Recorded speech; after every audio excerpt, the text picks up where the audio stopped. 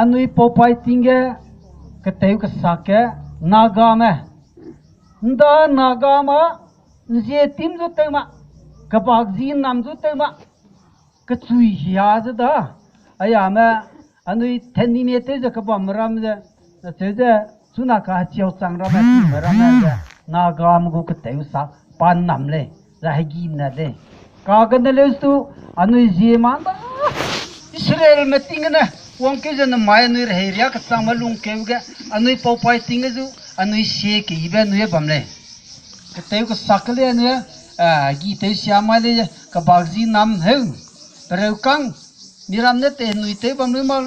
pereukang gi le tangnya ka lu bagzi nam kai jan na vega sia tei la pje ne ki ko mata nge te to dai ta le ni chigre ni si je ga na sunaka anu rehegia rame reming te leura ile ka tebe ning tawbe kya bamle nda maiga Churachandpur ga Mizo mabona mechin bo gi ni atede bamle kalung dui gi he tide penuite bige as anuya ti sona inkema ka tebe ingo patitale kebegi lang mizin nalo tin rama kalo kabagzi nam kalo biki kat njetim tam kalo hara tam te lo sigo ma ka te ka sangi le anui program te zun wa nui nama ngai plan na ting hangi ha ga le ja reming de te le wong da ising le noi ka te bani pale na ga ma zat ndaga penui po fighting ge hangi ga le se tu ponia penui le te la ka ga ne le su penui se ga anui hype na na ngole hangi muida te zai ne hangi sakit mezaki sakit penui dang ne right tu he udang kang ne right tu anuya hangi haga tingni zu hangi te pamale hakki te pamale anuya anu jmsia lung kebele zu pamle hangle tebel le zu pamle hangi haga le pamle katsai le pamle ka kan nui bele pamle karim na bele pamle nui wa ui ramai hangi te lo kriak kada ka durang ma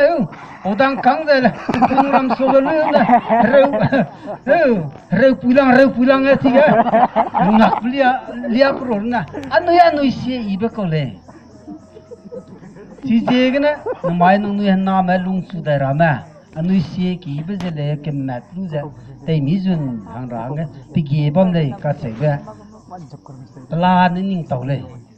ni se ga tu anui go se ma ki ibe ga le na lang ba sam ga nda ga anui Mizoram ga bam ting ga anui gm se ka nei blu ga ma chi na dang ba foreign ga bam lu ko doctor te lu ben ya da